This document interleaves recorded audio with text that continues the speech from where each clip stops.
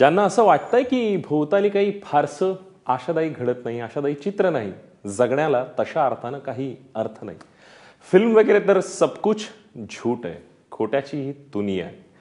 त्यात musical cinema आणि तोही आजच्या काळात. म्हणजे ही संस्कृती तर कधीच लोप पावली आहे, पण अशा साऱ्या प्रश्नांवरचा अक्षर इलाज जर का असेल तर तो म्हणजे ला ला लँड हा सिनेमा. अशा नावाचा सिनेमा आहे. या सिनेमाचं गारूड तुमच्या मनावर झालं नाही तरच नवल. हा सिनेमा सिनेसृष्टीच्या इतिहासात मैलाचा दगड ठरेल. कारण काही कलाकृती या अशा असतात, काळ बदलला तरी त्यांच्या असण्याने जगण्याला उभारी येते. त्याला भूतकाळ, वर्तमान काळ, भविष्यकाळ या सगळ्याच्या पॅरामीटरच्या पलीकडे जाऊन आपल्याला ती कलाकृती आनंद देते. त्याच्या अस्तित्वाने म्हणजे ज्या पद्धतीने कलाकृती जन्मली त्या काळाचा उल्लेख खरं तर त्या अनुषंगाने केला जातो. अशा पद्धतीचा हा सिनेमा आहे.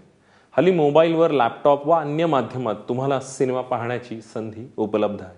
पण तरीही आवर्जून सांगेन की हा सिनेमा थिएटरमध्ये जाऊन बघावा असाच आहे. आणि हा सिनेमा पाहून येताना पैसा वसूल असं तुमच्या ओठी नक्की येईल. काही तत्व, काही मूल्य, काही विचार आपल्यासोबत अखेरच्या श्वासापर्यंत असतात.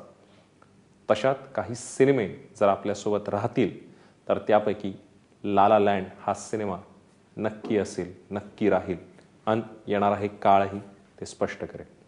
पण आजच्या घडीला असणारा चाकोरी बाहेरचा, माध्यमाची समज असूनही प्रेक्षकाच्या काळजाचा ठाव घेईल अशा पद्धतीचा हा सिनेमा आपल्यासमोर पेश केला गेला. झगमगत्या दुनियेत वावरणाऱ्या दोन स्वप्नाळू जीवांची ही गोष्ट आहे. ते या दुनियेत हरवलेले आहेत. आपलं स्वप्न पूर्ण करण्यासाठी झटणाऱ्यांचा हा सिनेमा आहे. त्यातल्या एकाला जॅझ पियानिस्ट व्हायचंय तर तिला अभिनेत्री. तिच्या घरातल्या भिंतींवरही इनग्रिड बर्गमनचं पोस्टर आहे. खरं तर एकमेकांसमोर त्यांचे मार्ग त्यांना एकमेकांसमोर घेऊन येतात. ला ला लँडच्या त्या लँडमध्ये स्वप्नांचा पाठलाग हा सुरूच असतो. अडथळ्यांची शर्यत सुरू आहे तरीही एक आशा आहे. स्वप्नांच्या या नगरीतलं, या मायानगरीतलं त्यांचं जगणं, त्यामध्ये असणारा अर्थ आणि त्याच्या बिटवीन द लाईन्स जगण्याला एक वेगळा अर्थ देऊन जातात. गोल्डन ग्लोबमध्ये त्यांनी बाजी मारली, पण आता यंदाच्या अकॅडमी अवॉर्ड्समध्ये या सिनेमाचं स्थान विशेष असेल हे सांगायला कोणताही भविष्यवेत्त्याची गरज नाही. सिनेमातील ओपनिंग सिक्वेन्सला सिक्सर मारलाय, तोही नंबरमध्ये. अर्थात ते गाणं तुमच्या मनाचा ठाव घेतं, खुर्चीला खिळवून ठेवेल असंच झालंय. लॉस एंजेलिसचा फ्रीवे, त्यावर टिपलेले ते क्षण, क्रिसेंडोला ते गाणं पोहोचतं तोपर्यंत आपण त्यात विरघळून गेलेलो असतो. तोपर्यंत आपण जॅझ क्लबमध्ये येऊन पोहोचलेलो असतो. या सिनेमातला एकही क्षण असा नाही की जिथे तुम्हाला वाटेल आपण हा सिनेमा का पाहतोय. प्रत्येक क्षण, प्रत्येक फ्रेम, प्रत्येक सीन आणि त्या सगळ्याचा साकल्याने येणारा इम्पॅक्ट यामध्ये आपण हरखून जातो. त्या दोघांचं असणं, त्यांचं हसणं, त्यांचं रुसणं, रागावणं, त्यांच्या डोळ्यात आसवं येणं, थिरकणं, या सगळ्या गोष्टी आपल्या मनाला अलवारपणे स्पर्शून जातात. 2 तास तुमचे तुम्ही नसाल. सध्या अभावाने थिएटरमध्ये जात असाल तर हा सिनेमा तुम्हाला थिएटरमध्ये येण्यासाठीचं महत्त्वाचं कारण आहे. हा म्हणजे म्युझिकल सिनेमाचा तारणहार ठरेल किंवा आता तशा प्रकारच्या सिनेमांना नवसंजीवनी मिळेल अशी वल्गना इथे मी करणार नाही. पण जोपर्यंत म्युझिकल सिनेमाचा उल्लेख होत राहील त्यामध्ये या सिनेमाचा उल्लेख केल्याशिवाय पुढे जाता येणार नाही. हे एक पर्व आहे ला ला लँड असंच म्हटलं जाईल. रायन गॉसलिंग आणि इमा स्टोन हे या पुढच्या काळात मोस्ट रोमॅन्टिक कपल म्हणून हॉलिवूडच्या इतिहासात ओळखले गेले नाही तरच नवल. हम्फ्री बोगार्ट आणि लॉरेल बॅकॉल आणि फ्रेड अस्टायर आणि जिंजर रॉजर्स सोबत त्यांचं नाव आदराने घेतलं जाईल.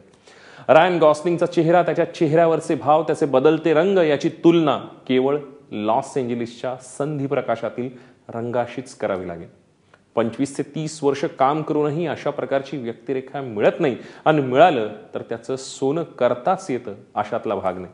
पण रायनने मात्र आपलं नाणं इथे खणखणीतपणे वाजवलं.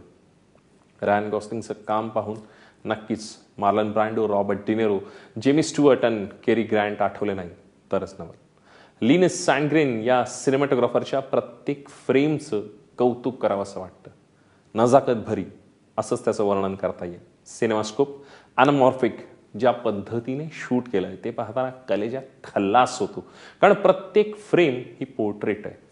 लॉस एंजेलिस देखणं यापूर्वी इतकं अभावानेच दिसलंय. सिनेमाच्या कथेचा आलेख बदलताना त्यामधील दृश्यात्मक बदल, लोकेशन्सचा केलेला वापर सिनेमाला एक वेगळी उंची देणारा ठरतो. ग्रिफिथ ऑब्झर्वेटरी, एंजल्स फ्लाइट, शॅट्यू मार्मॉन्ट या गोष्टी आता हॉलिवूडमधल्या सिनेमांमधील पात्र खरं तर झाली आहेत.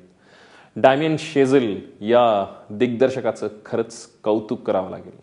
सिनेमाची ट्रीटमेंट ज्या प्रकारे ठेवली आहे, सिनेमात असणारं आसू आणि हसूचं कॉम्बिनेशन भन्नाट झालंय. या सिनेमाची ट्रीटमेंट आणि त्यामधलं सौंदर्यशास्त्र, एस्थेटिक्स जपताना ज्या प्रकारे भावना मांडल्या गेल्यात, इमोशन्स होल्ड होतात, जपल्या गेल्यात आणि प्रेक्षकांना त्या पडद्याचं अंतर पार करून काळजाला भिडतात, त्यामुळे सिनेमाचा आलेख कायम चढता राहिलाय असंच म्हणावं लागेल. या सिनेमात मॅजिक आहे जे तुम्हाला खिळवून ठेवेल. शेझेलला त्याची जाणीव निश्चित आहे आणि त्यामुळेच प्रेक्षकांच्या काळजाला हात घालण्याचा प्रयत्न त्यांनी ज्या प्रकारे केलाय, ती ट्रीटमेंट अनुभवणं हा एक सोहळा. त्यासाठी त्याला स्पेशल ब्राउनी पॉइंट्स.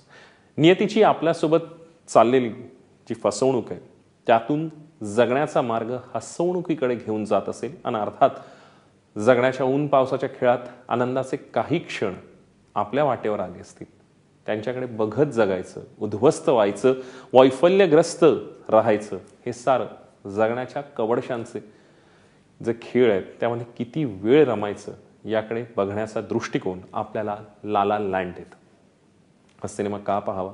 अप्रतिम या शब्दाचा, म्हणजे जो शब्दशः अर्थ असेल, ऑसम या शब्दाचा डिक्शनरीतला अर्थ पडद्यावर शोधायचा असेल तर हा सिनेमा पाहणं खूप गरजेचं. का टाळावा? फार कमी कारण आहेत. थोडक्यात काय, जगण्याला उभारी देणाऱ्या कलाकृती फार अभावानं आपल्या समोर येतात आणि त्यामध्ये क्लासिक असं म्हणावं तर त्या आणखीनच कमी असतात. हा सिनेमा ला ला लँड हा त्यापैकी एक आहे. या सिनेमाला मी देतोय 4.5 स्टार्स.